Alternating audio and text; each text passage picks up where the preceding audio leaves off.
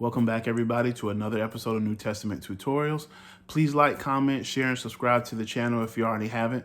Thank you guys for your support. Let's get right into today's subject.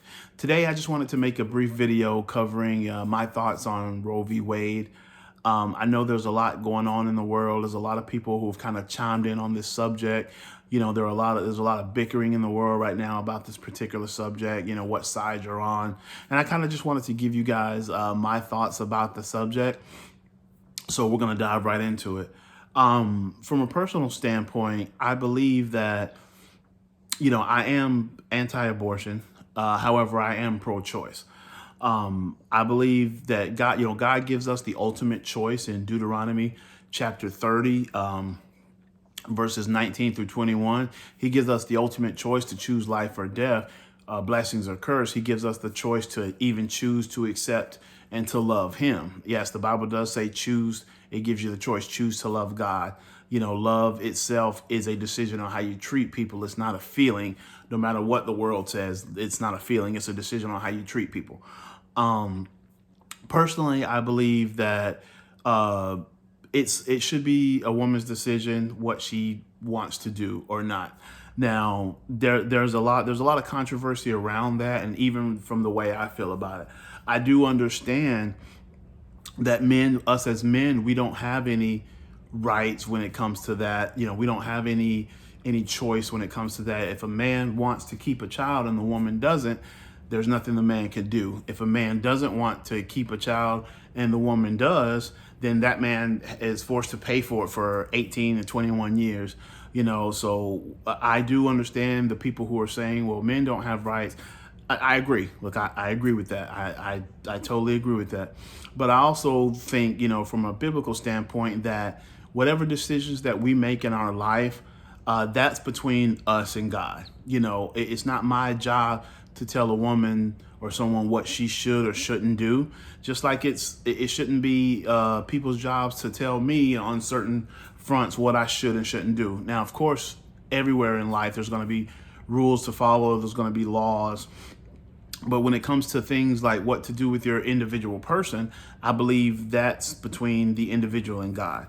In 1 Corinthians chapter 6, verse 12 tells us that we can do everything, but not everything is good for us. So it's not my job to decide what's best for someone else. That's between them and God, so that's why I say I'm pro-choice, because I think it's a very slippery, dangerous slope when you come in and you start telling people what they can and can't do. But at the same token, being a Christian guy, I am anti-abortion. It's not something that I would advocate for.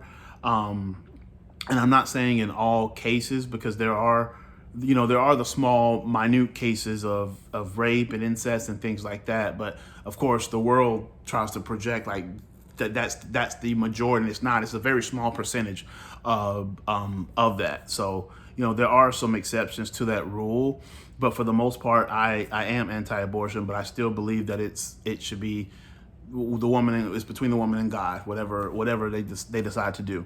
But I do see it from people. I do see it from another standpoint. Like I said, from the standpoint of men, I see it.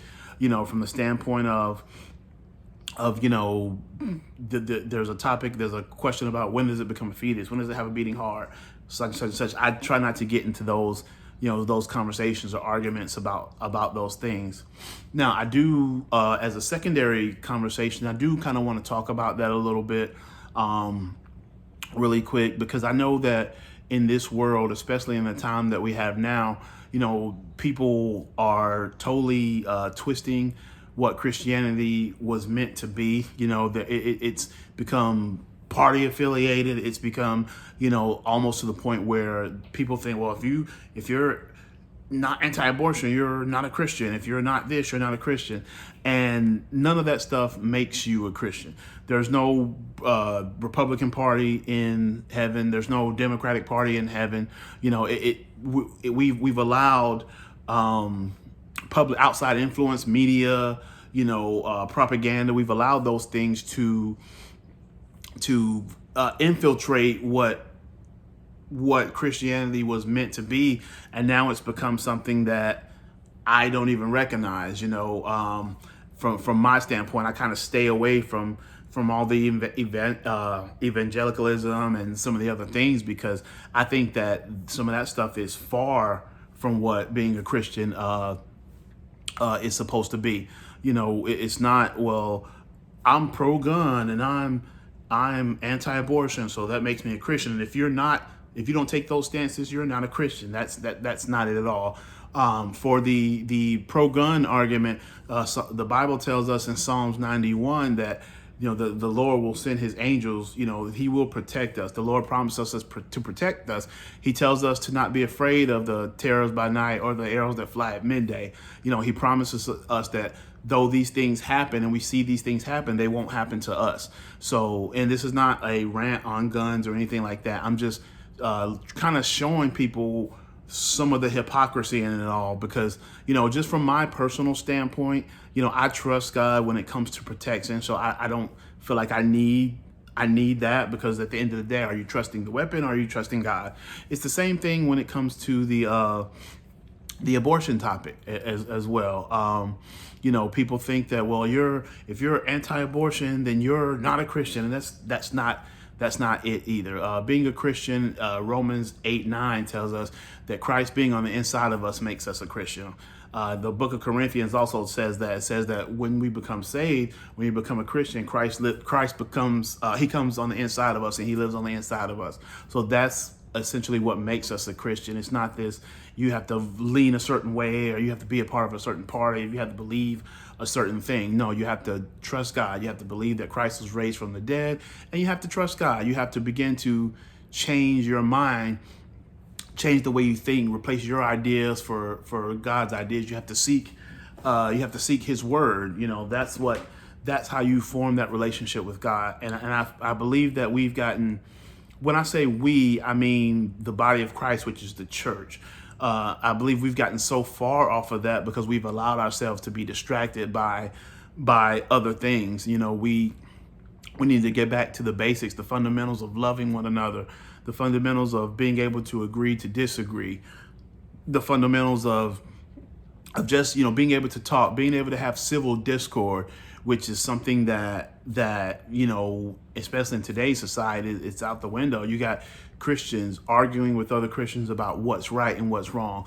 And I tend to not do that. The Bible gives me instruction and says, I know these things may be right, but if another Christian believes that these things are wrong, then that person is trying to worship God in their way, even if they may be wrong. And an example of that would be like the people say, don't eat this, don't eat meat, don't eat pork, don't eat this, and Paul tells us in Romans chapter 14 that he has it on the authority of Christ that no food in itself is wrong to eat.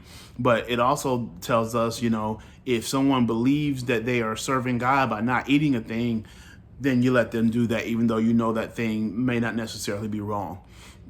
So I'm sorry, about getting, going off into other subjects. I just really get frustrated sometimes about the whole, you're not a Christian if people are always looking to, disqualify you or tell you that you're not a Christian if you do this, or, and I've kind of just had enough of it. We are to love each other. Jesus said that these two commandments I give you this day: worship only thy God, the one God, and love your neighbor as yourself. And we have to get back to that. There is no, no matter what standpoint you have on abortion, no matter what standpoint you have on any subject, we can agree to disagree, and we can be civil with each other, and we can love each other, because right now, more so than anything in the world needs love. People need love. People need to get that spirit of loving each other and being there for each other and trying to help each other. And that's gone right now, but I do believe that, that there's going to be a biblical awakening. I do believe that there's going to be a time where people can get back to loving each other, and where all this stupid party affiliation and, who you vote for and what's your stance on this, where none of that matters. Like I said, there is no Democratic or Republican Party when we see Christ, and we got to get back to loving each other. So that's my thoughts, y'all, on this subject. Again, make sure you like, share, comment, and subscribe. Feel free to leave your comments. Any questions or concerns, feel free to email me at newtestamenttutorials@gmail.com. And I'll get back with you guys. Till next time. Thank you.